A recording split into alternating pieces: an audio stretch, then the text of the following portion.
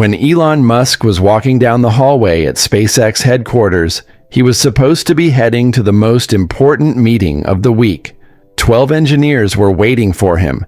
Millions of dollars were on the line. The future of the Starship rocket depended on the decisions they were about to make. But then he heard something that made him stop in his tracks. A man's voice, loud, angry, cutting through the quiet building like a knife. "You're worthless, Rivera." Through the glass wall, Elon could see everything. A manager standing over a young woman. Her name tag said Sofia Rivera. She was crying, trying so hard not to completely break down.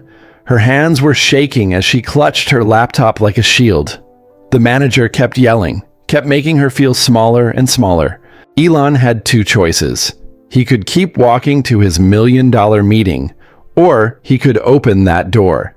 What he did next shocked everyone in that room. What he said made grown engineers cry. And what happened to Sofia after that moment would change her life forever. But here's what nobody expected. The reason Elon stopped wasn't just because he felt bad for Sofia. It was because of something that happened to him when he was 12 years old. Something so painful he rarely talks about it. Something that almost destroyed his entire future. And when he shared that secret in that conference room, everything changed. This is the true story of the day Elon Musk canceled a meeting worth millions of dollars to help one crying employee. And what he did will restore your faith in humanity. Stay with me until the end, because the final twist will blow your mind. You need to hear what happened 6 months later when Sofia stood in mission control, watching her code help land a rocket, and you definitely need to hear about the email she received from the manager who made her cry. This isn't just a story about Elon Musk being kind. It's about something much bigger. Something that could change how you see the world. Let me take you back to that hallway. To the moment everything changed. Sofia Rivera's shoes made soft clicking sounds on the polished concrete floor. Elon Musk's shoes made soft squeaking sounds on the polished concrete floor of SpaceX headquarters. He walked quickly, like he always did, his mind already 3 steps ahead. In 45 seconds, he'd be in conference room B. In 46 seconds, he'd be looking at heat shield data that could make or break the next Starship test flight. In 47 seconds, 12 of his best engineers would be waiting for his decision on a problem that was costing the company $300,000 per day. But in 32 seconds, everything changed. The sound hit him like a slap. A man's voice, loud and sharp, cutting through the quiet hum of the building. Elon stopped mid-step, his hand freezing halfway to his pocket, where his phone buzzed with another urgent message. "You're worthless, Rivera." The voice came from behind a glass wall to his left. Conference room D. Through the transparent barrier, Elon could see inside clearly. Too clearly. "My grandmother could code better than you, and she's been dead for 10 years. A man stood with his back to the hallway. Tall, broad shoulders, red-faced even from behind. His finger jabbed the air like a weapon. And there, on the other side of that pointing finger, stood a young woman. She looked small, even though she probably wasn't. Her dark, curly hair was pulled back in a messy ponytail that had started coming loose. Her hands clutched a laptop against her chest like a shield. But it was her face that made Elon's breath catch. Tears, silent tears streaming down her cheeks while she stood frozen, trying so hard not to completely fall apart. Her name tag, he could just barely read it from the hallway, said Sofia Rivera, Junior Software Engineer. "Do you understand what you've done?" the man continued, his voice getting louder. 36 hours of simulation time wasted because you can't write basic code. A first-year student could do better." Sofia's shoulders shook. She bit her lip, trying to hold back what looked like a sob. Elon's phone buzzed again, then again. The meeting, the heat shields, $300,000 per day, 12 engineers waiting, the future of Starship hanging in the balance. His hand touched the door handle of conference room B. He could see his team through that glass wall too. Laptops open, coffee cups everywhere, looking at the door and waiting for him. But his eyes pulled back to Sophia, to the way she was trying to make herself smaller, to the way her hands trembled against her laptop, to the way she looked like she wanted to disappear into the floor. Something twisted in Elon's chest, a memory, old and buried, but suddenly sharp as broken glass. He knew that look. He'd worn that look once. His hand dropped from conference room B's door handle. He turned. His feet moved toward conference room D instead. Through the glass, he could see 12 people inside, with Sophia and her attacker. 12 people sitting at a table, looking down at their laptops, their papers, their phones, looking anywhere except at the crying woman in their room. 12 people pretending not to see.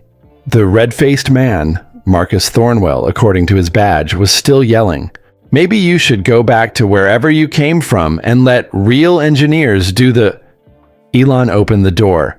The room went silent so fast it was like someone had sucked all the sound out of the universe. Marcus Thornwell turned. His red face went white in approximately half a second. Sophia looked up, tears still wet on her cheeks, her eyes wide and terrified. Every person in that room stopped breathing. Elon Musk stood in the doorway, his expression unreadable, his eyes moving from Marcus to Sophia and back again. "What?" he said quietly. "Is happening here?" 3 years earlier, Sofia Rivera sat on a worn couch in a small apartment in El Paso, Texas.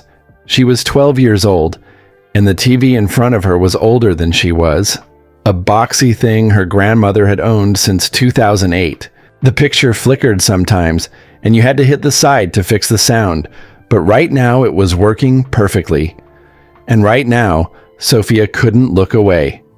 On the screen, 3 massive rockets stood against a blue Florida sky. The Falcon Heavy. The announcer's voice crackled with excitement as the countdown began. 10, 9, 8. "Mija, dinner is almost ready," her grandmother called from the tiny kitchen. Abuela Carmen stood at the stove, stirring a pot of pozole that made the whole apartment smell like home. "Just one more minute, Abuela, please." 7, 6, 5. Sophia's mother wasn't home yet. She wouldn't be home for 3 more hours. She worked the early shift at the hospital as a nurse's aide, then went straight to her second job cleaning offices downtown. Sophia was used to it. It had been this way since her father left when she was 6. 4, 3, 2, 1.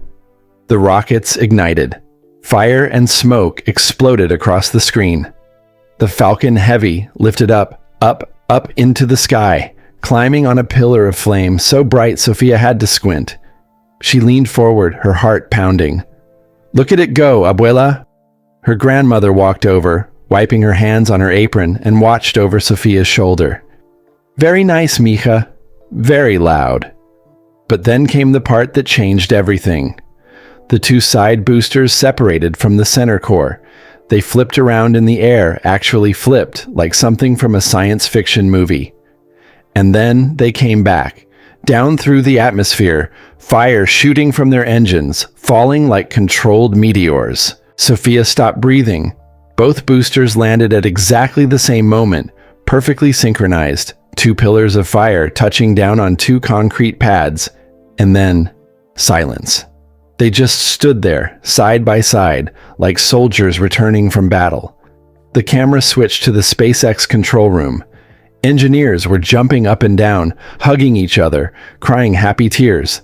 Something inside Sophia's chest cracked open. Not broke. Opened. Like a door she didn't know was there. "Abuela," she whispered. "Abuela, did you see that?" "Sí, mija. Very impressive." "No, you don't understand." Sophia turned around, her eyes shining. "They made rockets land. They landed them, so they can use them again. Do you know what that means?" Her grandmother smiled softly. "Why don't you tell me?" "It means space isn't just for rich people anymore." It means normal people might actually go to space someday. It means... Sophia's words tumbled out faster and faster. It means someone figured out how to do something everyone said was impossible. She looked back at the TV where the SpaceX engineers were still celebrating. "I'm going to work there someday, Abuela," Sophia said. The words came out quiet but certain, like a promise to herself. "At SpaceX, I'm going to help build rockets that go to Mars." Abuela Carmen was quiet for a moment. Then she sat down on the couch beside her granddaughter and took Sophia's hand in her wrinkled one.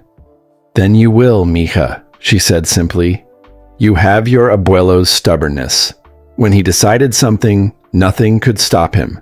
I see that same fire in you." "But I don't know anything about rockets," Sophia said, doubt creeping in. "I'm just a kid in El Paso. Those people went to fancy colleges. They're geniuses." "So you learn," Abuela said. "You study. You work hard. Your abuelo came to this country with $8 in his pocket and a third-grade education. He learned English from library books. He became a foreman at the construction company. Not because he was born special, mija, because he refused to give up." Sophia looked at her grandmother's face, weathered and wise, with eyes that had seen hard things, but never stopped being kind. "You really think I could do it?" "I know you can." Abuela squeezed her hand. "But it won't be easy. Some people will tell you no. Some people will say you don't belong. You'll want to quit sometimes. But that's when you remember this moment. Remember how you feel right now, watching those rockets land." Sophia nodded, her jaw set with determination. That night, after the pozole was eaten and the dishes were washed, Sophia sat at the tiny desk in her bedroom, really just a corner of the room she shared with her little brother. She opened her mother's old laptop, the one that took 5 minutes to start up and had a cracked screen. She typed into Google, "How to become a rocket engineer." Then, "How to learn programming." Then, "What is Python coding?" At 2 a.m., her mother came home from her second job and found Sophia still awake, watching a YouTube tutorial about basic programming concepts. "Mija, you have school tomorrow," her mother said gently, exhaustion heavy in her voice. "Mama, look." Sophia turned the laptop around. "I wrote my first line of code. It makes the computer say, 'Hello, Mars.'" Her mother looked at the screen, then at her daughter's excited face, then back at the screen. Her eyes filled with tears, the tired kind, but also the proud kind. "Show me," she said, pulling up the other chair. They sat together in that small room until 2:30 a.m., Sophia explaining what she'd learned, her mother fighting to keep her eyes open but refusing to leave. The next 3 years became a blur of learning. Sophia stayed up late every night teaching herself Python, then JavaScript, then C++. She joined every STEM club her school offered. She entered science competitions. She failed a lot. Code that wouldn't run, projects that crashed, math problems she couldn't solve. But every time she wanted to quit, she thought about those rockets landing, about the impossible becoming possible. Her junior year of high school, she won a regional coding competition. The prize was a scholarship to a summer program at UT Austin. She got to tour the aerospace engineering department. She stood in their lab and touched a piece of heat shield material from a test spacecraft. "I'm getting closer, Abuela," she whispered to herself. Senior year, the college acceptance letters came. UT Austin, accepted with a full scholarship. She screamed so loud the neighbors called to make sure everything was okay. 4 years of university, late nights in the engineering library, internships, projects, more failures, more lessons, more growth. And finally, in her senior year, she applied to SpaceX. The rejection email came first. "Thank you for your interest, but..." Sophia cried for an hour. Then she applied again to a different position. Another rejection. She applied a third time. On a Tuesday afternoon in April, she was walking across campus when her phone buzzed. An email from SpaceX. She almost didn't open it, couldn't handle another rejection. But something made her click. "Dear Ms. Rivera, we are pleased to offer you a position as junior software engineer." She didn't read the rest. She just screamed. Right there on the campus lawn, she screamed so loud that a professor ran out of a building thinking someone was hurt. Sophia called her mother first. Her mother cried. Then she called Abuela Carmen, who said, "I told you, mija, I always knew." That night, Sophia took a selfie wearing her best interview suit, holding the acceptance email up to the camera. She sent it to her mother, who printed it out and put it on the refrigerator next to a magnet of the Virgin Mary and a photo of Abuelo. 6 months later, Sophia walked through the doors of SpaceX headquarters in Hawthorne, California, wearing her new badge. She was 22 years old. She had made it, but what she didn't know, what she couldn't have known, was that her supervisor would be a man named Marcus Thornwell. And Marcus Thornwell did not believe women belonged in aerospace engineering. Marcus Thornwell's mouth hung open like a broken door. His face, which had been burning red just seconds ago, drained to the color of old paper. His pointing finger, the one that had been jabbing at Sophia like a weapon, slowly lowered to his side. The silence in Conference Room D was so complete that Sophia could hear her own heartbeat thundering in her ears. Elon Musk stood in the doorway, perfectly still. He wasn't tall like Marcus, wasn't physically imposing, but somehow he seemed to fill the entire room. His eyes moved slowly from person to person, taking everything in. The 12 engineers frozen at their laptops. Marcus, standing rigid near the whiteboard. Sophia, tears still wet on her cheeks, clutching her laptop like it was the only solid thing in the universe. "I asked a question," Elon said. His voice was still quiet, but there was something underneath it now, something sharp. "What is happening here?" Marcus cleared his throat. His hand went to his tie, adjusting it even though it didn't need adjusting. "Mr. Musk, this is just a performance discussion, a private team meeting about—" "I heard you from the hallway," Elon interrupted. "This entire floor heard you." One of the engineers at the table, a woman named Jennifer, winced visibly. Marcus tried again, his voice taking on a professional tone that sounded rehearsed. "Sir, with all respect, there was a significant error in Ms. Rivera's code that crashed a critical simulation. I was providing feedback on—" "Feedback." Elon repeated the word like he was testing how it tasted. He didn't like it. "That's what you call this? Feedback? I understand my delivery may have been harsh, but in a high-pressure environment like SpaceX, we need to maintain certain standards. Stop talking." Marcus stopped, his jaw clenched. Elon pulled out his phone. His thumbs moved across the screen. 10 seconds passed. 20. The room stayed frozen, everyone afraid to move, afraid to breathe. Sophia's legs were shaking so badly she thought she might fall down. She couldn't read Elon's expression. Was he angry at Marcus? At her? At everyone? She'd heard stories about Elon, how brilliant he was, how demanding, how he sometimes fired people on the spot for mistakes. Was this it? Was her dream ending right here, 6 months after it began? The door opened. A woman in her 30s appeared, Elon's assistant based on her efficient movements and the tablet in her hand. "You needed me, Elon?" "Cancel my meeting," Elon said without looking up from his phone. "The heat shield review. Reschedule for tomorrow. Same time." The assistant's eyes widened slightly. The Starship heat shield meeting? But that's tomorrow, Elon repeated.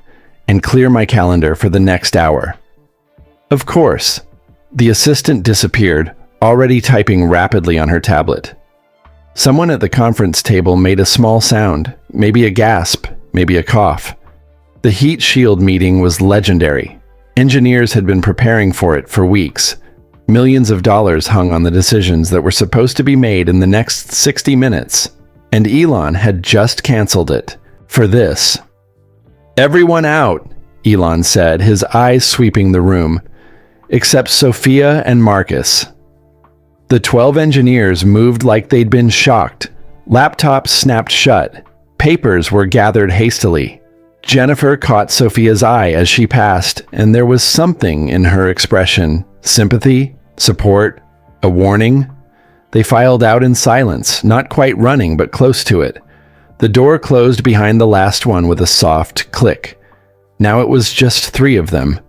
Sophia felt like she might throw up. The tears had stopped, but her face felt hot and tight where they'd dried. Her hands were still shaking. She pressed the laptop harder against her chest. Marcus stood straighter, trying to regain some authority. "Mr. Musk, if you'll allow me to explain the technical situation—" "Sit down," Elon said. It wasn't loud. It wasn't a yell. But something in those 2 words made Marcus's knees bend automatically. He sat in the nearest chair like a puppet with cut strings. Elon pulled out a chair at the conference table. He sat down slowly, deliberately. Then he looked at Sophia. Really looked at her. His eyes weren't angry. They were something else. Intense, yes.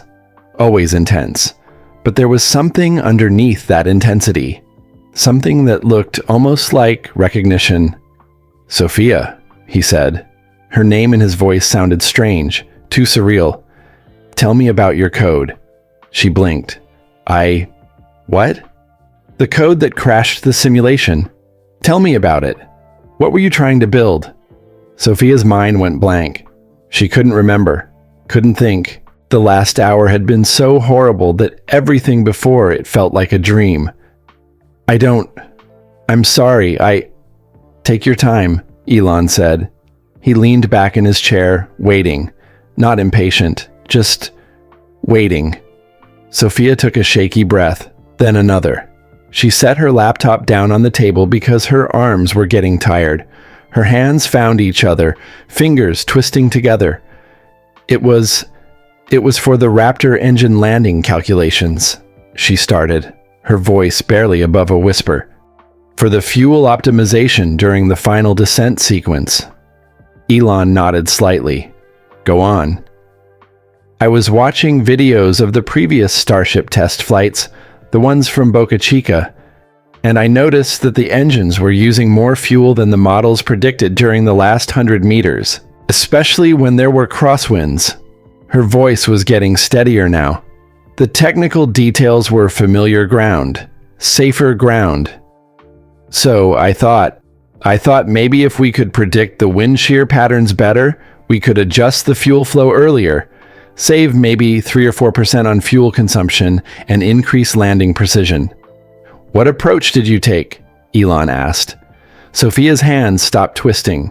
She looked at him surprised. He actually wanted to know. He wasn't asking to trap her. He was asking because he was interested. "I tried to build a predictive model using machine learning. I fed it historical weather data from Boca Chica combined with the telemetry from previous landings. The idea was that the system could learn the patterns and predict wind conditions 60 seconds before they happened. And I made a mistake in the integration." Her voice cracked. The shame came flooding back. "I didn't properly account for the data refresh rate. The model was trying to process information faster than the sensors could provide it, and it created a feedback loop that crashed the whole simulation." She looked down at her hands. "Marcus is right. It was a stupid mistake, a junior engineer mistake. I should have caught it before running the simulation. I wasted 36 hours of processing time and probably thousands of dollars and—" "Stop," Elon said. Sophia stopped. Elon stood up. He walked to the whiteboard and picked up a blue marker. He turned to face her. "Show me," he said. "Show you what?" "Your thinking, the model. Walk me through it." Sophia stared at him. But I just told you. I made a mistake. It doesn't work." "Every good idea starts with mistakes," Elon said. Show me what you were trying to do. Something shifted in Sophia's chest. She looked at Marcus, who was sitting rigid in his chair, his face unreadable. Then she looked back at Elon, who was holding out the marker. Slowly, she stood up. Her legs still felt shaky, but they held her. She walked to the whiteboard and took the marker from Elon's hand. And then something remarkable happened. She started to draw. Sophia's hand moved across the whiteboard, creating a simple diagram. A rocket. A landing pad. Wavy lines representing wind. The problem with current wind prediction models, she began, her voice still quiet but growing stronger, is that they're based on ground-level measurements. But wind shear happens in layers. What's happening at 50 meters is different from what's happening at 10 meters. She drew horizontal lines at different heights. So I thought, what if we could use the data from the rocket itself as it descends? The Raptor engines are already collecting pressure and temperature data. That information could tell us about wind conditions at each altitude in real time. Elon stepped closer to the whiteboard, studying her diagram. How would you process that data fast enough to be useful? That's where the machine learning comes in, Sophia said. She was forgetting to be scared now, forgetting that her eyes were probably still red, forgetting that Marcus was sitting right there. She was just explaining. If we train the model on enough previous landings, it can recognize patterns. It would know that when pressure drops a certain way at 70 meters, there's probably going to be crosswind at 40 meters. She drew arrows showing data flow. The model could predict conditions 3 to 5 seconds ahead. That doesn't sound like much, but at landing speeds, 5 seconds is enough time to adjust engine thrust and prevent fuel waste. What refresh rate were you using for the sensor data? Elon asked. Sophia's hand stopped. Here it was, the mistake. 10 hertz, she said quietly. I set the model to process at 10 hertz because that's what the main flight computer uses. But the weather sensors only update at 2 hertz, so the model was trying to make predictions with data that wasn't there yet.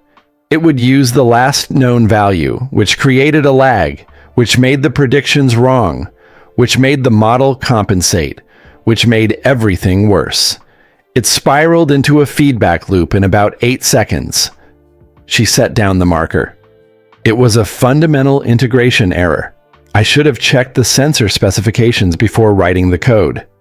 Elon was silent for a long moment, studying the whiteboard. Then he picked up a red marker and drew a circle around her diagram of data flow. You're right, he said. That was a mistake. Sophia's heart sank.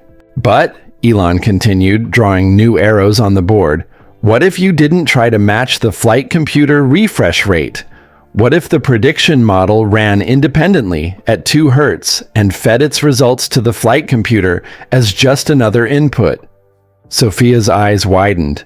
Like a separate advisory system? Exactly. The flight computer already integrates multiple data sources running at different rates. Your wind prediction model would just be one more voice in the conversation. It wouldn't need to process in real time with the main system. But then there'd be a 2-second lag between prediction and implementation, Sophia said, thinking out loud. Would that still be useful? At what altitude does wind shear become critical for fuel consumption? Elon asked. Below 80 meters, usually. That's when the engines are doing the most precise thrust adjustments. And how long does it take to descend from 80 meters to landing? Sophia did the math in her head. About 12 seconds, depending on payload mass. So a 2-second lag still gives you 10 seconds of useful prediction window, Elon said. That's not perfect, but it's better than no prediction at all. Sophia stared at the whiteboard. He was right. Her idea wasn't completely broken. It just needed to be implemented differently. I didn't think of that, she whispered. That's why we work in teams, Elon said. No one sees every solution alone. He turned to face her directly.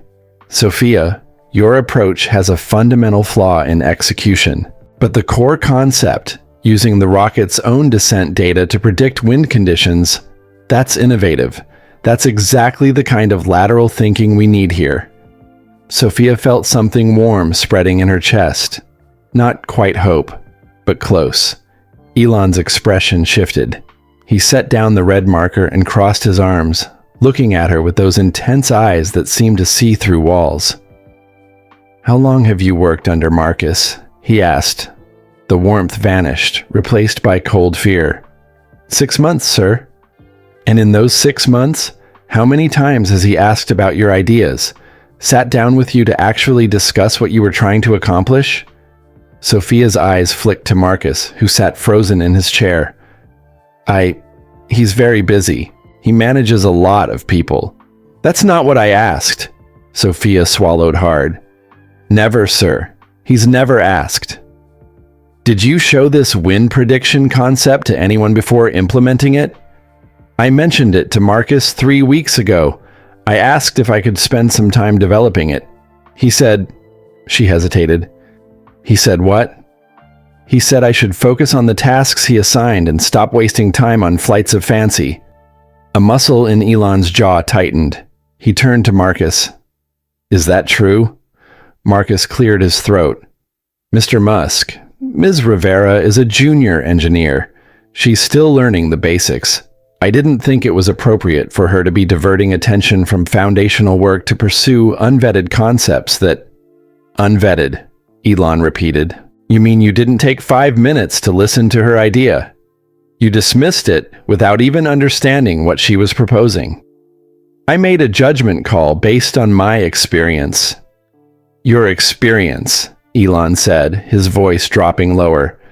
"That told you it was appropriate to scream at a crying employee in front of 12 people?" The room seemed to get smaller. Marcus's face was turning red again, but different this time. Not angry red. Embarrassed red. "I admit my delivery was harsh, but..." "Stop." Elon held up a hand. "Just stop talking." He walked to the window, looking out over the factory floor where Falcon 9 boosters stood in various stages of assembly. The silence stretched out. Sophia wanted to disappear. She wanted to rewind time 6 months and never apply to SpaceX. Or rewind further, back to when she was 12, watching those rockets land, before she knew how hard this would be. When Elon turned around, something in his face had changed.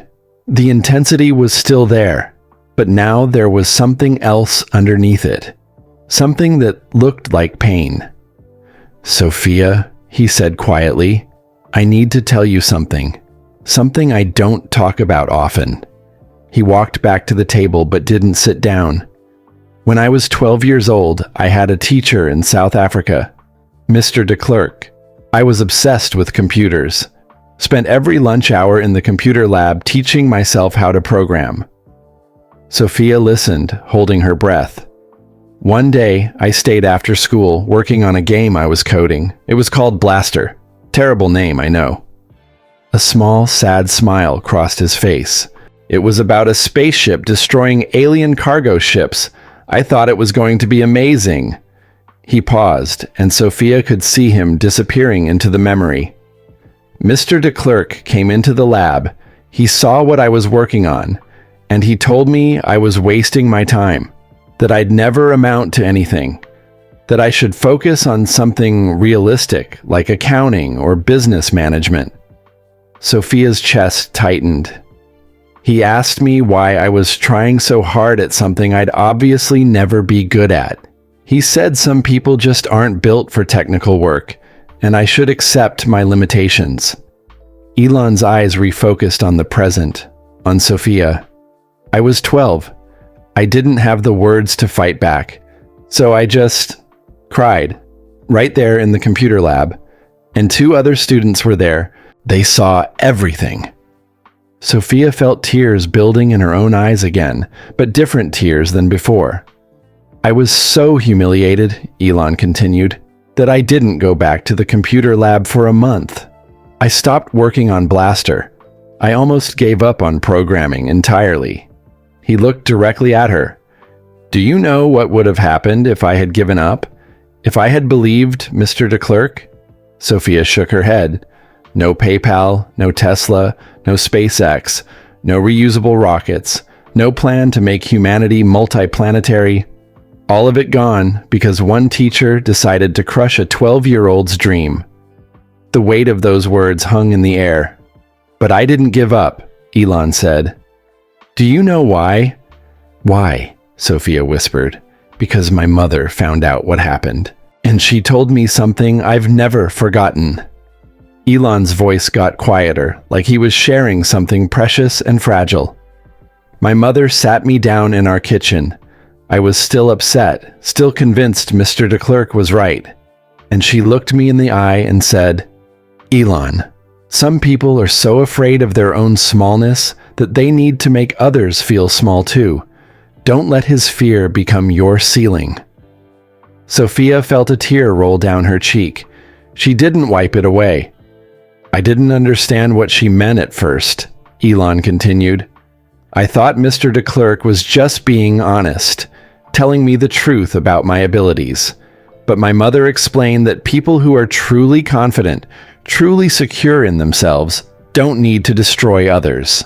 They build up. They encourage. They challenge you to be better, not make you feel worthless. He walked back to the whiteboard, looking at Sophia's diagrams. She told me that Mr. de Klerk probably had dreams once too. Maybe he wanted to be a programmer himself. Maybe someone told him he couldn't. And instead of proving them wrong, he gave up. And now he was passing that same poison to his students. Marcus shifted uncomfortably in his chair. Elon ignored him. My mother made me promise something that day, Elon said. She made me promise that no matter what happened, I would go back to that computer lab, finish Blaster, prove to myself that I could do it. Did you? Sophia asked softly. I did. It took me 2 weeks to build up the courage, but I went back. I finished the game. And when I was 13, I sold it to a magazine called PC and Office Technology for $500. A small smile crossed his face at the memory. $500 doesn't sound like much now. But to a 13-year-old kid in South Africa, it was everything. It was proof that Mr. de Klerk was wrong. Proof that I could do this. He turned to face Sophia fully. But here's what I didn't tell you about Mr. de Klerk. That wasn't the only time. It happened again and again for 2 years. Every project I got excited about, he found ways to dismiss it, to mock it, to make me feel stupid for trying. Sophia's hands clenched into fists. She felt angry, not at Elon, but for him, for the 12-year-old boy who just wanted to make video games. When I was 14, I stopped talking in class, Elon said. Completely stopped. I'd sit in the back, do my work quietly, never raise my hand, never volunteer an answer. I was terrified of giving him another opportunity to tear me down. That's horrible, Sophia whispered. It was, Elon agreed. I almost gave up on computers entirely. Almost convinced myself that maybe business management or accounting was the realistic choice. What stopped you? Elon's expression softened. Another teacher, Ms. Matthews. She taught science, not computers, but she noticed something was wrong. She pulled me aside one day after class and asked why I'd gotten so quiet, why I seemed so defeated. He paused, remembering. I told her everything, about Mr. de Klerk, about feeling stupid, about thinking maybe I should just give up on the things I loved because I wasn't good enough. What did she say? She said, "Don't let someone else's limitations define your possibilities." Elon smiled at the memory.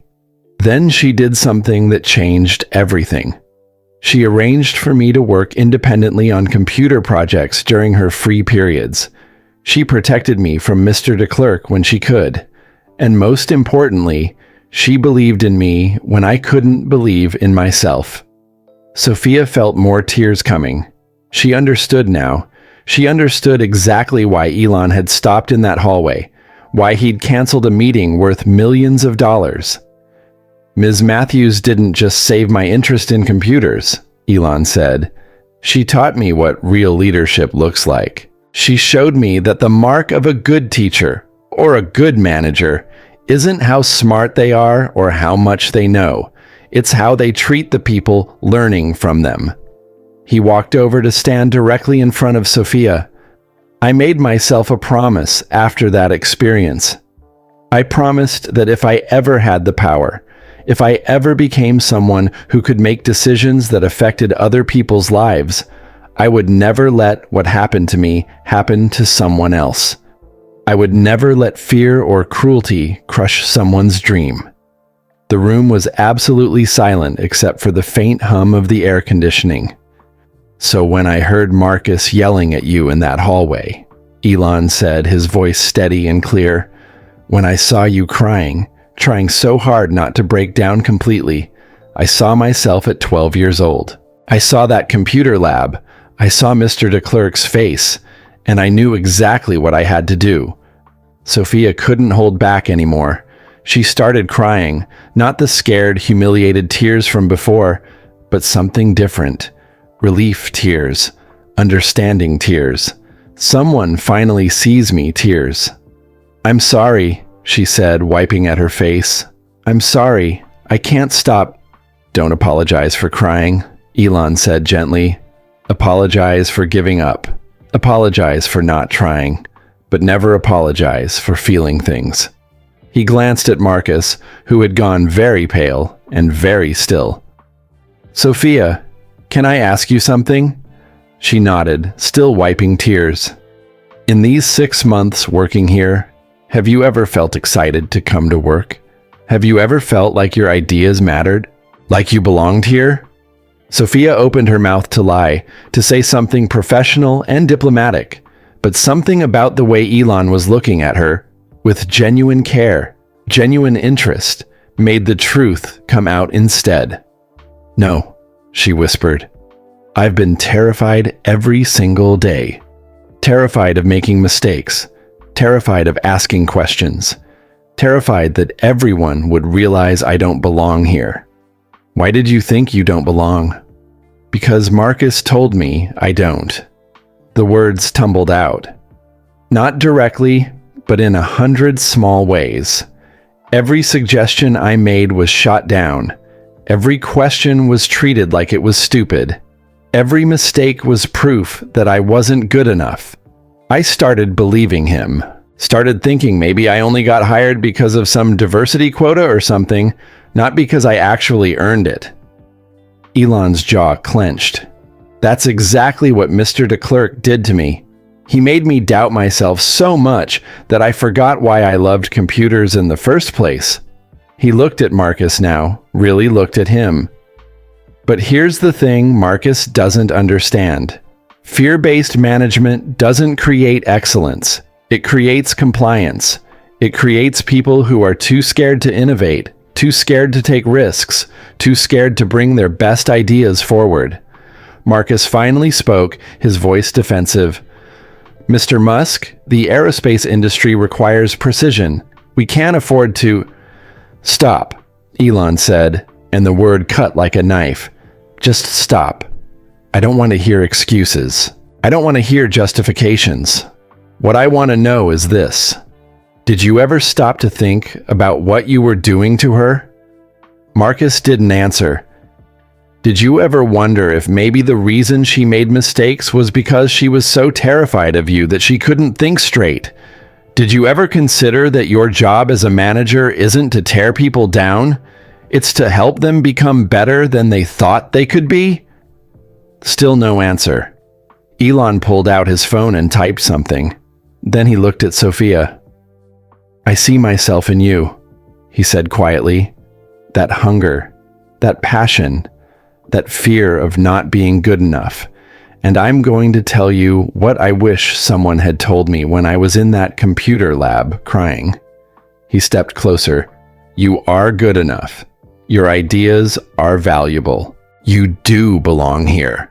Not because of some quota, not because someone felt sorry for you, but because you earned it.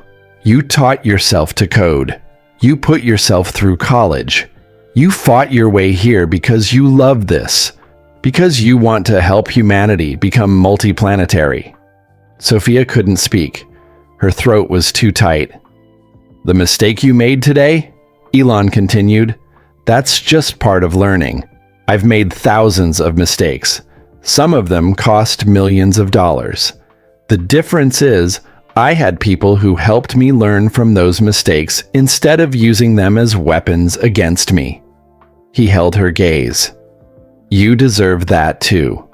You deserve managers who challenge you to be better, not make you feel worthless. You deserve to work somewhere where you're excited to share ideas, not terrified of being mocked. Thank you, Sophia managed to whisper. Elon smiled, a real smile, warm and genuine. Don't thank me yet, because here's what's going to happen next. Elon's expression shifted from warm to serious. He looked at Marcus, then back at Sophia, then at his phone screen. Marcus, he said, his voice completely flat now, empty of emotion. You're suspended. Effective immediately. Marcus's face went white. Mr. Musk, please, if you'd just let me... No. The word was final. HR will contact you within the hour. We'll be conducting a full review of your management practices over the past 8 years. Every project you've led, every person you've supervised. We're going to talk to all of them. Marcus stood up, his chair scraping loudly against the floor. This is about one incident, one moment where I lost my temper. You can't... I heard what you said to her, Elon interrupted. And I saw 12 people sitting at this table who didn't say a word. 12 people who've clearly seen this before and stayed silent.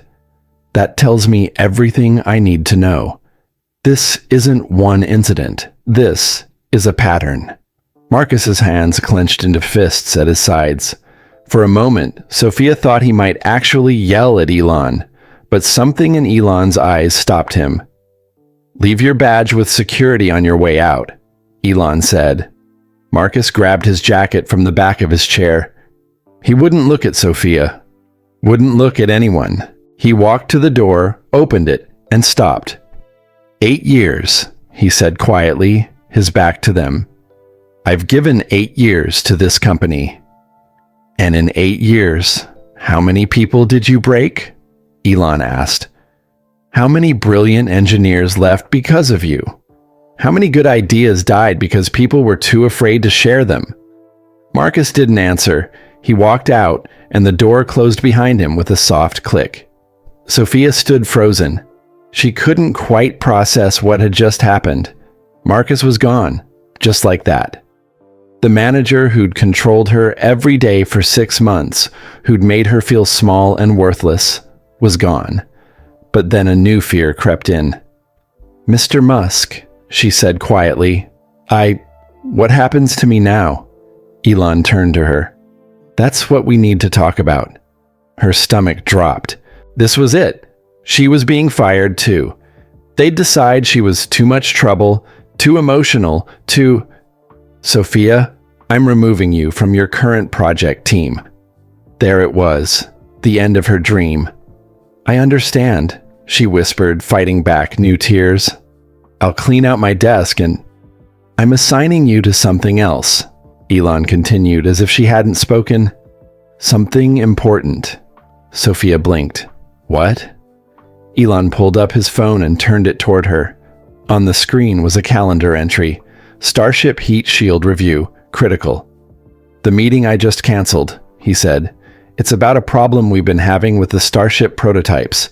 During landing, we're burning through heat shield material faster than predicted.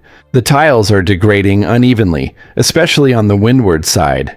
Sophia nodded slowly, not understanding where this was going. We think it's related to atmospheric turbulence during descent. Unpredictable air currents hitting the hull at different angles and speeds. Elon looked at her diagrams on the whiteboard. Your wind shear prediction concept got me thinking. What if the same approach could work for heat shield protection? Sophia's eyes widened. You mean predict turbulence patterns, and adjust the descent angle to minimize stress on specific tiles? Exactly. Elon smiled. It would need different sensors, different algorithms, but the core idea, using real-time data to predict environmental conditions ahead of time, that's solid. But I'm just a junior engineer. I don't know anything about heat shields or... You'll learn, Elon said simply. I'm putting you on the landing systems team, not as a junior engineer, as a full engineer. Your title changes today. Sophia felt dizzy. This couldn't be real. Things like this didn't happen. I can't... Are you serious? I don't joke about engineering assignments, Elon said. Your wind prediction idea needs development, but the core thinking is exactly what we need. Fresh perspective. Willingness to try unconventional approaches. That's more valuable than 10 years of experience doing things the same old way. He put his phone away. But there's a condition. Of course there was. Sophia waited, her heart pounding. You're going to report directly to Dr. Amira Patel. She leads the landing systems division. She's one of the smartest people I've ever worked with. She has 2 PhDs, one in aerospace engineering and one in computational physics. She's published 47 papers. She's also the toughest manager in this building. Sophia swallowed hard. Dr. Patel doesn't suffer fools, Elon continued. She will push you harder than Marcus ever did. She'll challenge every assumption you make. She'll ask questions that make you rethink everything. The difference is... He paused, making sure Sophia was listening. She'll never make you feel worthless. She'll push you to be better, but she'll never break you down. How do you know? Sophia asked quietly. Because she had a manager like Marcus once, 15 years ago, when she was starting out. Someone who told her women didn't belong in aerospace engineering, who said she should find a more suitable career. Sophia's breath caught. What happened? She proved him wrong, outworked everyone, published research that changed how we think about atmospheric re-entry, made herself indispensable, but it left scars. Elon's expression was sad. She's told me that her biggest regret is that she didn't have someone like you have today. Someone who stepped in and said, "This isn't okay." She had to fight that battle alone. He looked directly into Sophia's eyes. Dr. Patel knows what you're going through. She'll understand. But she also won't let you use that as an excuse. She'll expect excellence. She'll expect you to work harder than you've ever worked. Can you handle that? Sophia thought about the last 6 months. The fear, the tears, the constant feeling of not being good enough. Then she thought about being 12 years old, watching those rockets land, making a promise to herself. Then she thought about her mother working 2 jobs, about Abuela Carmen putting her picture on the refrigerator, about every late night learning to code, every failure, every rejection, every moment she could have quit but didn't. She straightened her shoulders. Her voice didn't shake this time. Yes, sir. I can handle that. Elon smiled, the biggest smile she'd seen from him yet. Good, because this isn't going to be easy. You're going to fail sometimes. You're going to write code that doesn't work. You're going to propose ideas that turn out to be impossible. That's part of the process. That's how we learn. That's how we get to Mars. I understand. Do you? Elon stepped closer. Because here's what I need you to really understand, Sophia. The reason I stopped in that hallway today wasn't just because I felt sorry for you. It wasn't pity. It was because when I looked at you standing there crying, I saw something that reminded me of myself. Not weakness. Strength. Sophia looked confused. Strength? You were being torn apart by someone who had power over you, and you were still standing there, still holding your laptop, still trying. That takes strength most people don't have. A weaker person would have already quit, would have walked away from their dream. But you were still there, still fighting, even when you were crying. He put his hand on her shoulder, just for a moment, a gesture of solidarity. That's the kind of person who gets rockets to Mars. That's the kind of person who changes the world. Not someone who never fails or never cries. Someone who fails, who cries, who gets knocked down, and who gets back up anyway. Sophia felt tears again, but they were different now. They were the kind of tears that come when someone sees you, really sees you, for the first time. "Thank you," she whispered. "Thank you for stopping. Thank you for listening. Thank you for—" "Don't thank me," Elon interrupted gently. "Prove me right. Go build amazing things. Help us get to Mars. That's all the thanks I need." He walked toward the door, then paused and turned back. "One more thing, Sophia. And this is important." She waited. "What happened to you today? With Marcus? It wasn't your fault. I need you to hear that and believe it. You didn't deserve to be treated that way. Not because you made a mistake. Not for any reason. Good managers help people learn from mistakes. Bad managers use mistakes as weapons. What Marcus did was on him, not you." Sophia nodded, trying to absorb those words. "Now," Elon said, checking his watch, "Dr. Patel is expecting you in her office in 20 minutes. Conference room B, 3rd floor. Don't be late. She hates lateness." "Wait," Sophia said, panic rising. 20 minutes? But I need to prepare. I need to... "You need to show up as yourself," Elon said. "That's enough. Trust me." He opened the door to leave, then stopped one more time. "Oh, and Sophia, and welcome to the team. The real team, the one that's going to make humanity multiplanetary." Then he was gone, leaving Sophia alone in the conference room with her diagrams on the whiteboard and her heart pounding so hard she could hear it. She looked at her hands. They'd stopped shaking.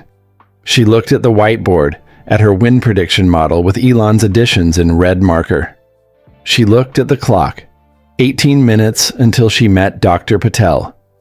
Sophia Rivera took a deep breath, picked up her laptop, and walked out of conference room D with her head held high. For the first time in 6 months, she felt like she belonged. The Mission Control Center at SpaceX headquarters buzzed with controlled energy. 73 people sat at computer stations arranged in rows, their faces lit by the glow of multiple screens. On the massive main display at the front of the room, Starship SN-47 stood gleaming on the launch pad in Boca Chica, Texas.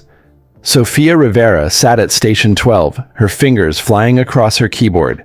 On her screen, lines of code scrolled past, her wind shear prediction algorithm integrated into the landing system, feeding real-time data to the flight computer. "T-minus 2 minutes, a voice called over the intercom. Her heart pounded, but not from fear, from excitement, from the electric thrill of watching something she'd helped build prepare for flight.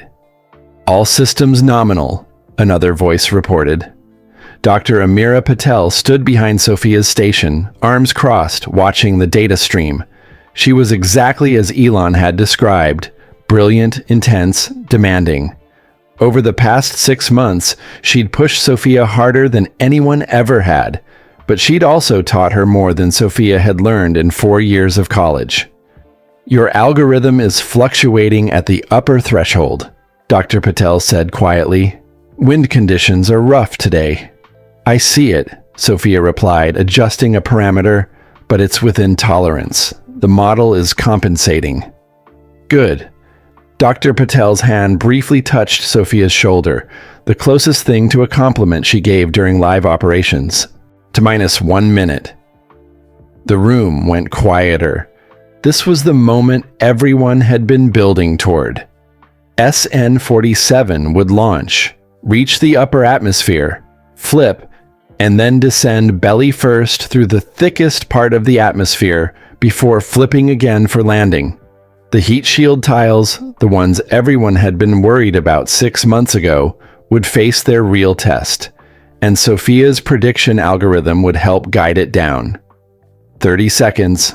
Sophia's hands were steady on her keyboard. 6 months ago, they would have been shaking. 6 months ago, she would have been terrified of making a mistake. But Dr. Patel had taught her something important. Confidence comes from preparation, not from never being afraid. 10, 9, 8. Sophia thought about the journey that had brought her here. The crying in conference room D felt like a lifetime ago. The girl who'd stood there, tears streaming down her face, felt like a different person. 3, 2, 1. The Raptor engines ignited. Even from 1,200 miles away, through screens and speakers, the power was breathtaking. The massive rocket lifted off the pad, climbing on a pillar of flame. "Vehicle is supersonic," someone announced. "All engines nominal." Sophia's screen showed the algorithm working in real time, processing atmospheric data as the rocket climbed. Everything was perfect. Everything was... "We have an anomaly," a voice said sharply. "Engine 2 showing pressure fluctuation." The room tensed. Sophia's hands froze. "Compensating," another voice responded. "Redistributing thrust to engines 1 and 3. "Doctor." Patel leaned closer to Sophia's station. "This is where it gets interesting," she whispered. The rocket continued climbing. The engine pressure stabilized. Crisis averted. "Approaching flip maneuver," the flight director announced. This was it. The moment where Starship would turn belly down and fall through the atmosphere like a skydiver, using its massive surface area to slow down. The heat shield tiles would bear the brunt of atmospheric friction, and Sophia's algorithm would help predict the wind conditions during descent. Flip in 3, 2, 1, execute. On the screen, SN-47 rotated gracefully. For a moment, it hung in the sky, suspended between Earth and space.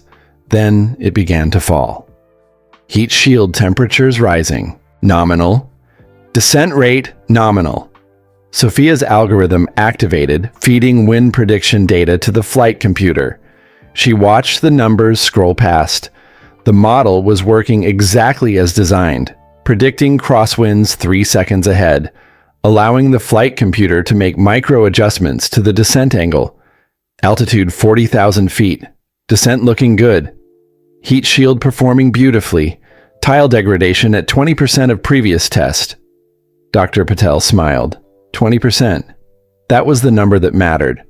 That was the proof that their approach using predictive algorithms to minimize stress on specific tiles actually worked. Altitude 10,000 feet. Preparing for landing flip. Wind shear detected at 8,000 feet, Sophia announced, her voice steady. Algorithm compensating. Flight computer adjusting descent angle by 2.3 degrees. Compensation confirmed. Good catch, Rivera. 6 months ago, hearing her name called out in mission control would have terrified her. Now it filled her with pride. Altitude 5,000 feet. Landing flip in 10 seconds. The rocket fell through the sky, a controlled plummet that looked impossible. Then, at exactly the right moment, it flipped again. The engines reignited. The descent slowed. Altitude 1,000 feet. Algorithm detecting crosswind at 400 meters, Sophia reported. Feeding adjustment data now. Adjustment received. Compensating. 500 feet. The entire control center held its breath. 200 feet. 100 feet. 50 feet. SN-47 descended through the final meters, fire shooting from its engines, wind buffeting its hull. Sophia's algorithm made its final predictions. The flight computer made its final adjustments. The rocket touched down on the landing pad. Perfect. For one heartbeat, the control center was silent. Then it erupted. People jumped out of their chairs. Engineers hugged each other. Someone screamed with joy. The flight director was wiping tears from his eyes. Champagne appeared from somewhere, against regulations, but no one cared. Dr. Patel grabbed Sophia and pulled her into a hug, the first time she'd ever done that. "You did it," she said fiercely. "Your algorithm worked perfectly." Sophia couldn't speak. She was crying again, but these were happy tears, proud tears. "We actually did it" tears. All around her, people were celebrating. Someone popped a champagne cork, and foam sprayed everywhere. The main screen showed SN-47 standing tall on its landing pad, triumphant. An engineer Sophia had worked with on the heat shield redesign appeared with 2 plastic cups of champagne. "To the new generation," he said, raising his cup. "May you be even smarter than we were." They clinked cups. The champagne was warm and fizzy and tasted like victory. Dr. Patel's phone buzzed. She glanced at it, then showed Sophia the screen. A text message from a number Sophia recognized. "Told you, the algorithm was solid. Well done. E." Sophia laughed through her tears. Even Elon was watching. Even he cared enough to send a message. The celebration continued for 20 minutes before the flight director finally got everyone to settle down. There was still work to do, data to analyze, reports to write, 1,000 technical details to review. But for those 20 minutes, they celebrated what they'd accomplished. They celebrated the impossible becoming possible. That night, Sophia sat in her small apartment in Hawthorne. It wasn't fancy, just a studio with a Murphy bed and a kitchen the size of a closet, but it was hers. She'd earned it. On her laptop, she pulled up a video call. Her mother's face appeared, tired but smiling. Behind her, Abuela Carmen waved from the couch. "Mija, we watched. We saw it land," her mother exclaimed. "Did you see it, Abuela?" Sophia asked. "Sí, my granddaughter, landing rockets." Abuela Carmen's eyes shone with pride. "Your abuelo would be so proud. I wish he could see you now." "I wish he could too," Sophia said softly. They talked for an hour. Sophia told them about the landing, about the algorithm working, about Dr. Patel's hug. She didn't mention the champagne. Her mother would worry about workplace professionalism. When the call ended, Sophia sat in the quiet of her apartment. She should sleep. Tomorrow would be another long day of data analysis. But she felt too alive, too electric with joy to sleep yet. Her laptop chimed. An email notification. The subject line read, "Package for you at front desk." Sophia frowned. She hadn't ordered anything. She went downstairs in her pajamas and slippers. The night security guard handed her a flat package about the size of a large envelope. Back in her apartment, she opened it carefully. Inside was a handwritten note on SpaceX letterhead. She recognized the handwriting from 6 months ago. Bold, slightly messy, written quickly by someone who thought faster than they could write. "Sophia, remember what I told you 6 months ago. People who try to make you small are usually people who feel small themselves. Never let their fear clip your wings. You were always meant to fly. Today you proved it, not just to me, not just to Dr. Patel, but to yourself. Keep building the future. We need people like you, people who get knocked down and get back up, people who cry and keep going anyway, people who see the impossible and figure out how to make it possible." The Mars Mission Systems team starts preliminary design work next month. Dr. Patel will send you the briefing documents, 3,000 pages of technical specifications. I expect you'll read every word. Welcome to the next challenge. Don't let me down. Elon beneath the note was something else. Sophia pulled it out carefully. A photograph, printed on high-quality paper, matted and framed. It was the Falcon Heavy launch, the one she'd watched when she was 12, the one that had started everything, the moment those 2 boosters landed simultaneously, the moment her whole world had changed. And across the bottom, in silver ink, were signatures, dozens of them. Every engineer who'd worked on that launch had signed it. Sophia held the frame with trembling hands. She read each signature, recognizing some names, not recognizing others, but understanding what this meant. These people, these brilliant, incredible people who'd made the impossible possible, they were welcoming her to their ranks. They were telling her she belonged. She set the photograph on her desk, right next to her computer.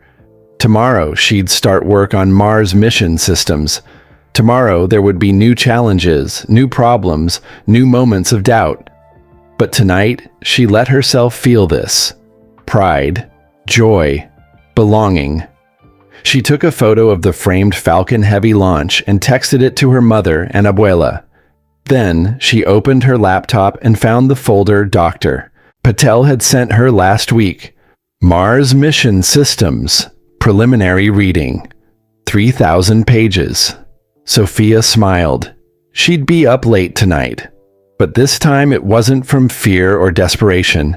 It was from excitement. She opened the first document and began to read. Outside her window, the stars shone bright over California. And somewhere up there, beyond the atmosphere, beyond the moon, Mars waited. Sophia was coming. 3 weeks after the successful SN-47 landing, Sophia received an email that made her stop breathing. The sender was Marcus Thornwell. Her finger hovered over the delete button.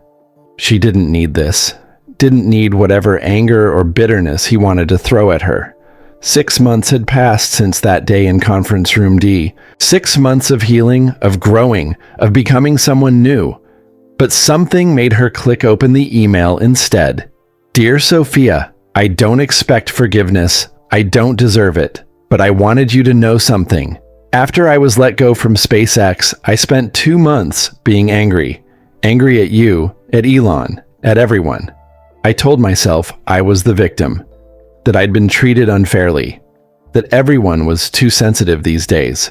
Then, my wife sat me down. She'd been watching me for 8 years. Watching me come home angry. Watching me treat our kids the same way I treated my employees. She told me she was taking our daughters and leaving unless I got help.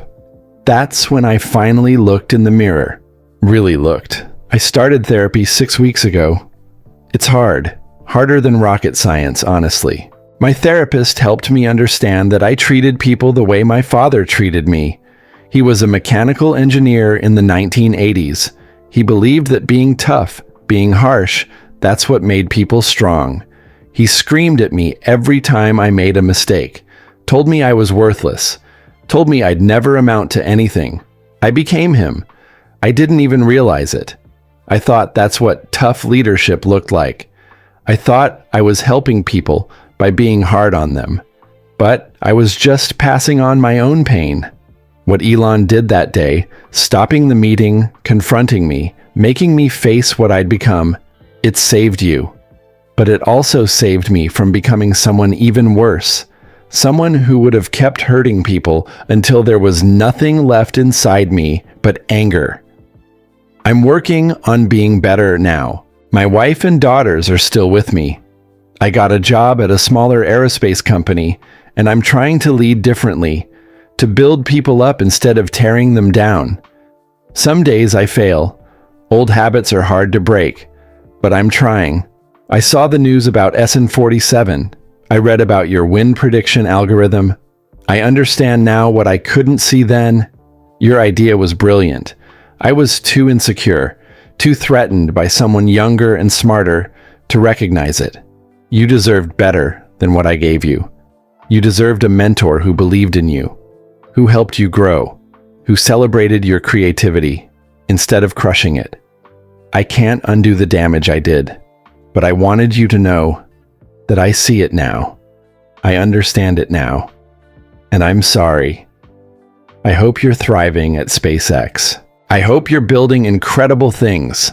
I hope you never let anyone make you feel small again.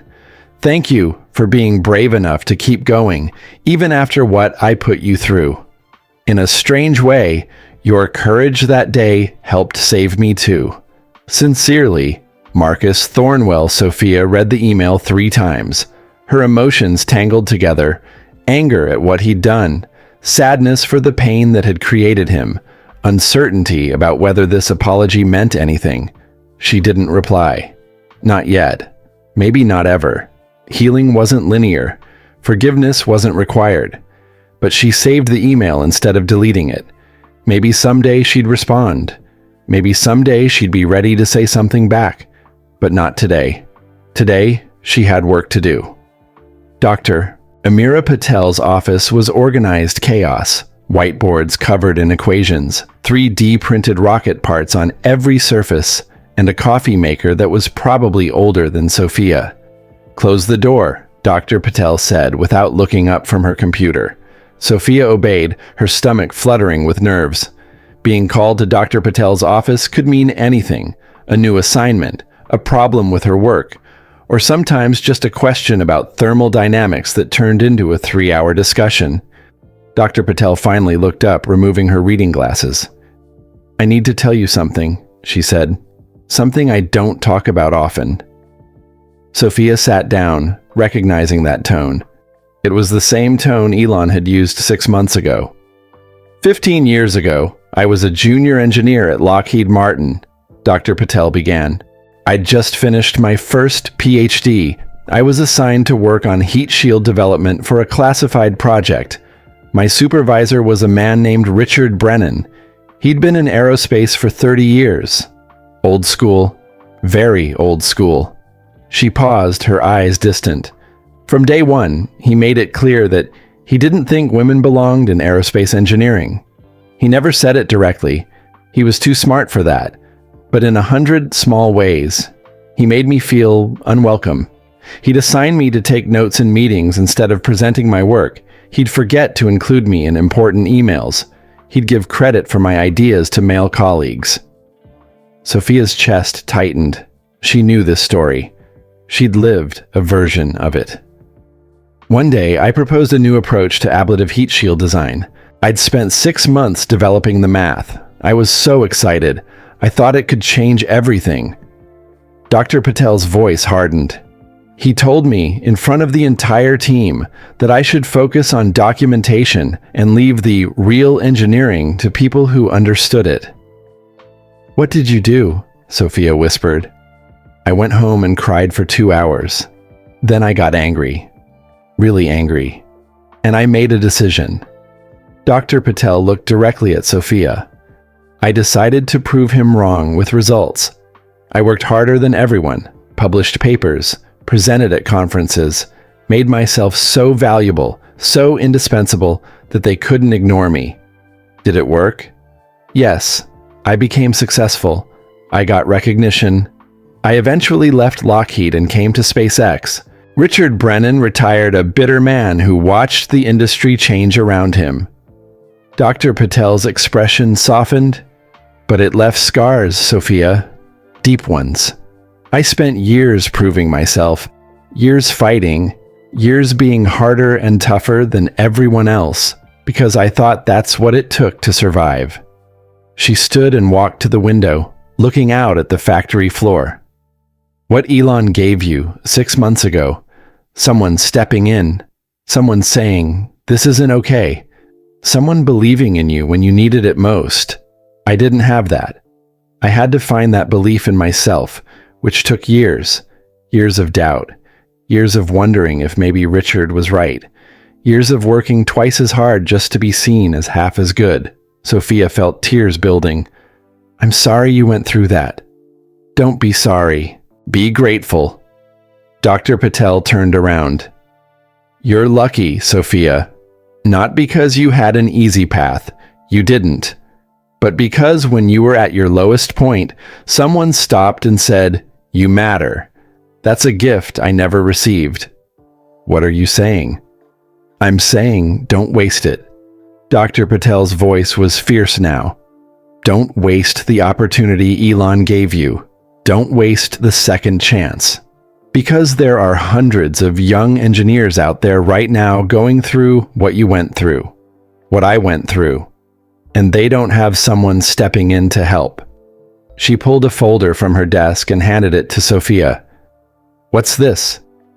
"A proposal I'm submitting to Elon next week. a mentorship program for junior engineers, formal protection against management abuse, regular check-ins with HR, anonymous reporting systems, everything I wish had existed 15 years ago. Sophia opened the folder, scanning the pages. "I want you to help me build it," Dr. Patel said. "You understand what these engineers are going through because you lived it. Your voice, your experience, it matters. It could help change the culture here. Make sure what happened to you, what happened to me, happens to fewer people in the future." "I don't know if I'm qualified to—" "Stop." Dr. Patel held up a hand. "That's your fear talking. That's Marcus's voice in your head, telling you you're not good enough. I need you to recognize when that's happening and push past it." Sophia took a breath. Dr. Patel was right. She could feel it, that old instinct to make herself small, to doubt, to assume she didn't belong. "Okay," Sophia said, her voice stronger. "Yes, I'll help." "Good. We start next week." Dr. Patel smiled.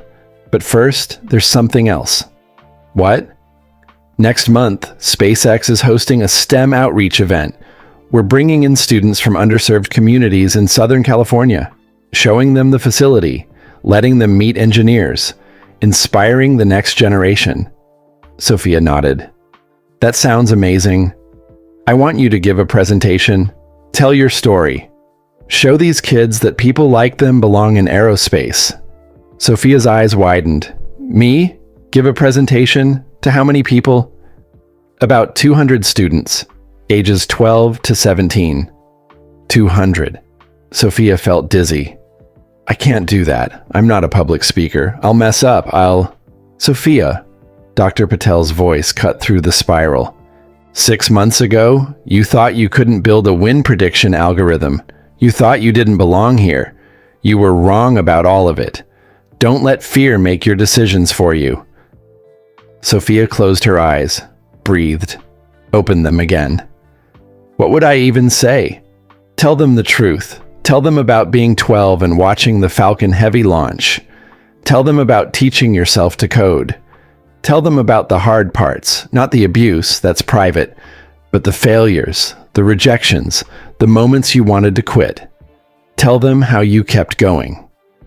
And if I'm not inspiring, if I'm boring and awkward, then you'll be honest, which is more valuable than being polished." Dr. Patel leaned forward.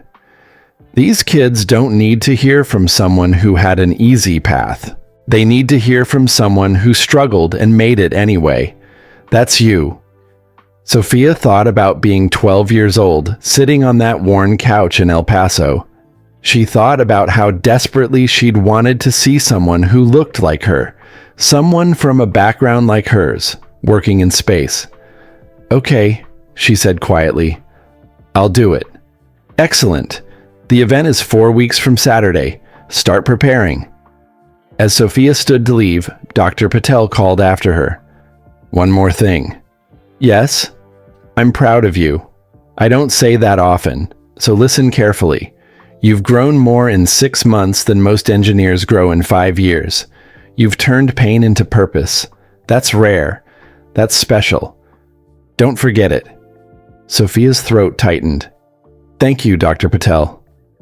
"Call me Amira, at least when we're alone. You've earned it." 4 weeks later, Sophia stood backstage in SpaceX's main auditorium. Through the curtain, she could hear 200 students chattering, laughing, excited. Teachers trying to get everyone to settle down, the rustle of programs and papers. Her hands were shaking. "You're going to be great," a voice said behind her. She turned. Elon stood there, hands in his pockets, looking completely relaxed. "Mr. Musk, I didn't know you'd be here." "I'm introducing you," he said simply. "Can't miss that." "I'm terrified," Sophia admitted. "What if I forget what to say? What if they think I'm boring? What if you just tell them your story?" Elon interrupted gently. "What if you be honest? That's all they need." He stepped closer, his voice dropping. "Sophia, Do you know why I wanted you to do this presentation instead of some senior engineer with 20 years of experience? She shook her head. Because your journey is still fresh. You remember what it feels like to be on the outside looking in. You remember the fear and the doubt. Engineers who've been successful for decades sometimes forget that feeling. They forget how hard it was at the beginning. But you remember, and that memory is powerful. 60 seconds to places, a stagehand called. Elon smiled. Go show them what's possible. He walked out onto the stage. Through the curtain, Sophia could hear the students getting quiet. Then Elon's voice, amplified through speakers. Good afternoon, everyone. I'm Elon Musk, and I'm excited to introduce you to someone special. Her name is Sophia Rivera. A year ago, she was a junior engineer who almost quit. Today, she's helping design the systems that will take us to Mars. Please welcome Sophia. Applause erupted. Sophia took a deep breath and walked onto the stage. The lights were bright. The crowd was bigger than she'd imagined. For a moment, she froze. Then she saw them. 200 faces. Brown and black and white and every shade between. Kids in band t-shirts and hijabs and hoodies. Kids who looked bored and kids who looked excited and kids who looked exactly like she'd looked at 12, hungry for something bigger than their current world. Sophia walked to the microphone. She didn't have notes. Amira had told her not to use them. Hi, she said. Her voice echoed through the auditorium. My name is Sophia Rivera, and I want to tell you about the day I almost quit my dream. The room went silent, and Sophia began to speak. Sophia's voice steadied as she looked out at the sea of young faces staring back at her. When I was 12 years old, I sat on a couch in El Paso, Texas, watching rockets land, she began. I watched 2 boosters come down from space and touch the ground at exactly the same moment, and something inside me changed. I made a promise to myself that day. I was going to work at SpaceX. I was going to help build rockets. She could see some kids leaning forward in their seats. But here's what I didn't know when I was 12. I didn't know how hard it would be. I didn't know about the late nights teaching myself to code from YouTube videos. I didn't know about the rejections, because yes, SpaceX rejected me twice before they accepted me. I didn't know about the failures, the mistakes, the moments when I wanted to give up. A girl in the third row nodded slightly, like she understood.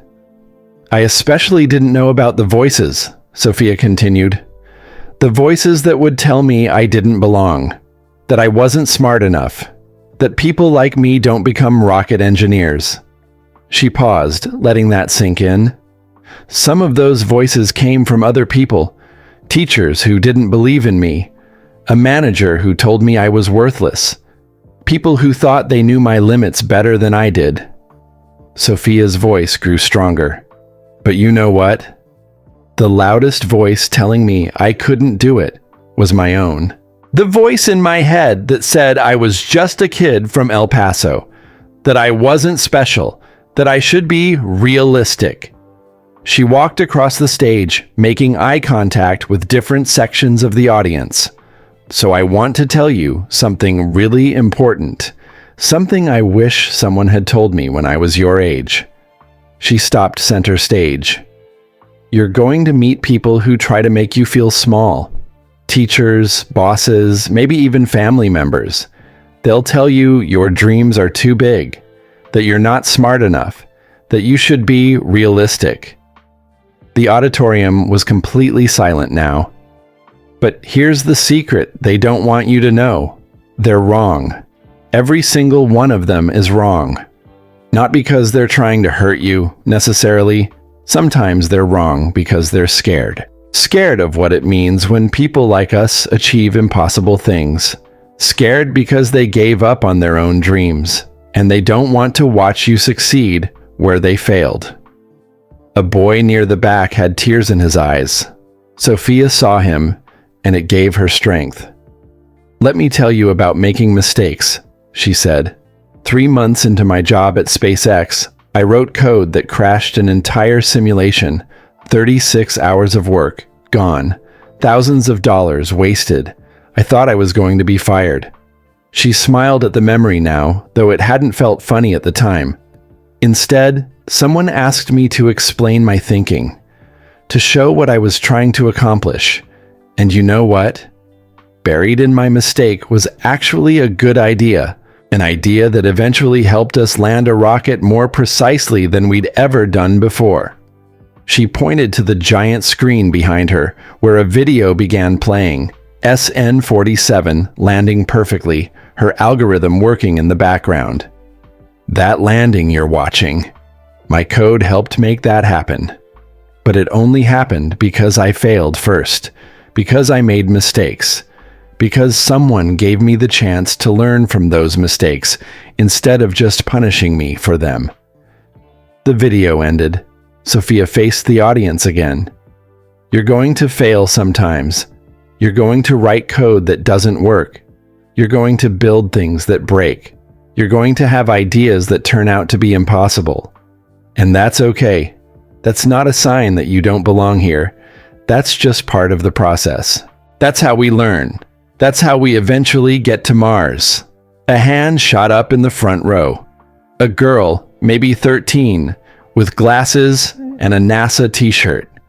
Yes, Sophia said, but what if we make mistakes and people laugh at us?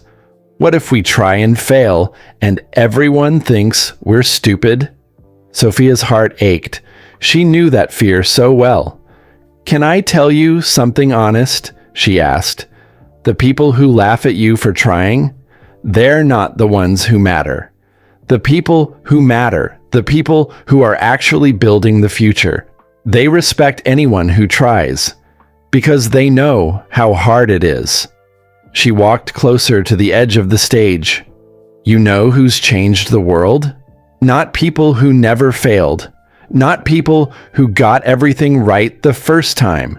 The people who've changed the world are the ones who failed, got laughed at, got told they were stupid, and tried anyway.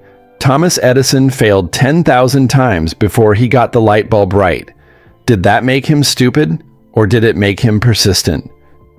The girl with glasses nodded slowly. So, here's what I want you to remember, Sophia said, addressing the whole audience now. When someone laughs at you for trying, when someone mocks your dreams, when someone tells you to be realistic, remember that every person who ever did something impossible heard those same words, and they kept going anyway. Another hand went up. A boy in a hoodie near the middle. How do you keep going when you're scared? He asked quietly. Sophia smiled. That's maybe the best question anyone's ever asked me. Because here's the truth. I'm still scared. Every single day. I'm scared I'll make mistakes. I'm scared I'll let people down. I'm scared I'm not as smart as everyone thinks I am. She let that honesty hang in the air. But I learned something important. Being scared doesn't mean you can't do it. Being scared just means you care. It means it matters to you. The bravest people I know aren't the ones who aren't afraid. They're the ones who are terrified and do it anyway. The boy nodded, looking thoughtful. Let me tell you about the day I almost quit, Sophia said, circling back to her opening. I was standing in a conference room, crying, while someone told me I was worthless. I wanted to run away. I wanted to go home to El Paso and forget I'd ever dreamed about rockets. She paused. But someone stopped that moment from ending my dream. Someone stepped in and said, "This isn't okay." Someone believed in me when I couldn't believe in myself, and that changed everything. She looked out at the 200 faces. Not all of you will have that person. Not all of you will have someone step in at the right moment. And that's not fair. But you know what? You can be that person for someone else. You can be the one who sees someone struggling and says, "I believe in you." You can be the one who stands up when someone's being torn down. You can be the one who changes someone else's story. The auditorium was so quiet Sophia could hear her own heartbeat. In 2 weeks, I start preliminary design work on Mars landing systems, she said. Actual Mars, the planet, the place humans have dreamed about visiting for thousands of years. Me, a girl from El Paso who taught herself to code from YouTube videos. I'm going to help design the systems that land humans on another planet. She smiled, feeling the weight and wonder of that truth. If I can do that, imagine what you can do. Imagine what impossible things you're going to make possible. Because you're sitting in this room today, which means you're already interested in space, in science, in building things. You're already taking the first step. She gestured to the factory floor visible through the windows. Every rocket you see out there started as an impossible dream. Every engineer working here started as a kid who looked up at the stars and wondered, what if? You're those kids. You're the ones who are going to build the next generation of impossible things. Her voice grew passionate now. Maybe you'll design better rockets. Maybe you'll figure out how to grow food on Mars. Maybe you'll invent something we haven't even thought of yet. But whatever you do, promise me something. Promise me you won't let anyone make you small. Promise me you'll remember this moment, this feeling of possibility, when things get hard. Because they will get hard. And that's when you'll need to remember why you started. Sophia took a breath, preparing for her final words. I'm going to leave you with what someone told me 6 months ago. Someone who changed my life. He said, don't let someone else's limitations define your possibilities. The people who tell you that you can't, they're speaking from their own limitations, their own fears, their own failures. But those aren't your limitations. You get to decide what's possible for you. Not them, you. She pointed to the audience. So decide to be impossible. Decide to build things people say can't be built. Decide to dream bigger than anyone thinks is reasonable. Because that's how we get to Mars. That's how we change the world. That's how we make the future worth living in. Sophia smiled, her heart full. Thank you for listening to my story. Now go out there and write your own. Make it amazing. The applause started slowly, then built like a wave. Students stood up. Teachers wiped their eyes.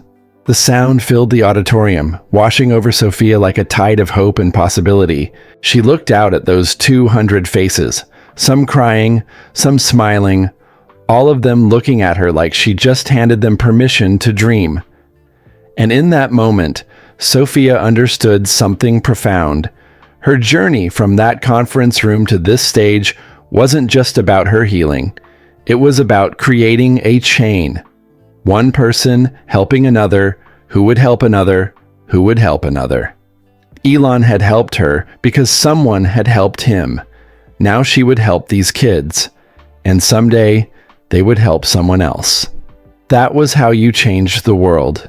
Not with one grand gesture, but with a million small acts of belief passed from person to person, like a torch in the darkness. After the presentation, during the meet and greet, a girl approached Sophia hesitantly. She was 12, maybe 13. Dark curly hair pulled back in a ponytail, a nervous expression that Sophia recognized like looking in a mirror. Miss Rivera? The girl said quietly, hanging back while other students swarmed around. Yes? Sophia knelt down to her eye level, just like she'd done for Gabriella that first time. I want to be like you, the girl whispered. Sophia felt déjà vu so strong it took her breath away. What's your name? She asked gently. Destiny. Destiny Martinez. Destiny, you don't want to be like me. You want to be like yourself, but believing in your own potential. Sophia pulled a business card from her pocket. She'd started carrying them specifically for moments like this. This is my email. If you ever need someone to talk to about math or science or space, or even just when someone makes you feel like you can't do it, you email me, okay? Destiny took the card like it was made of gold. Really? I can really email you? Really? I mean it. If you're struggling with a problem, if someone tells you girls can't do engineering, if you just need someone to believe in you, I'm here. Destiny's eyes filled with tears. Thank you, she whispered. As the girl walked away, clutching the card to her chest, Dr. Amira Patel appeared beside Sophia. You know you're going to get a lot of emails now, right? Amira said with a slight smile. I know, Sophia replied. That's okay. Someone answered mine when I needed it. I can answer theirs. You did well today. Better than well. You gave them what they needed. What's that? Permission to believe. Amira put a hand on Sophia's shoulder. Come on, we have those Mars mission briefing documents to review. 3,000 pages aren't going to read themselves. Sophia laughed. Can I have 5 minutes? I need to make a call. 5 minutes, then back to work. Sophia stepped outside into the California sunshine. She pulled out her phone and called home. Her mother answered on the second ring. Mija, how did it go? It went well, Mama. Really well. Is Abuela there? Sí, one moment. Shuffling sounds. Then Abuela Carmen's voice, warm and familiar. My brilliant granddaughter, tell me everything. Abuela, do you remember when I was 12? When I watched those rockets land and told you I was going to work at SpaceX? Of course I remember. You were so determined, so sure. You told me I would do it. Even when I doubted myself, even when things got hard, you always believed. Because I saw the fire in you, Mija. The same fire your abuelo had. Sophia's throat tightened. I just wanted to call and say thank you. For believing in me before I believed in myself. For putting my picture on the refrigerator like it mattered. For making me feel like my dreams were possible. Abuela Carmen was quiet for a moment. When she spoke, her voice was thick with emotion. You know what I pray for every night, Sophia. I pray that you remember where you came from. Not so you feel small, but so you remember how far you've come. So you can reach back and help the next girl who sits on a worn couch watching rockets and dreaming impossible dreams. Tears rolled down Sophia's cheeks. I will, Abuela. I promise. I just did. There was a girl today. She reminded me so much of myself. I gave her my email, told her to reach out whenever she needs someone to believe in her. That's my girl. That's how we change the world. One person at a time. One belief at a time. They talked for a few more minutes about family, about Abuela's garden, about Sophia's mother's new job at the hospital, normal things, grounding things. When Sophia hung up, she stood in the sunshine for a moment, feeling the warmth on her face. Her phone chimed. An email. She glanced at the screen. Subject, thank you. From Destiny. Sophia smiled and put her phone away without reading it. She'd read it later, after work. Right now, Dr. Patel was waiting. Mars mission systems were waiting. The future was waiting. She walked back inside SpaceX headquarters, her badge swinging around her neck, her head held high. A year ago, she'd walked through these doors as a terrified junior engineer who didn't think she belonged.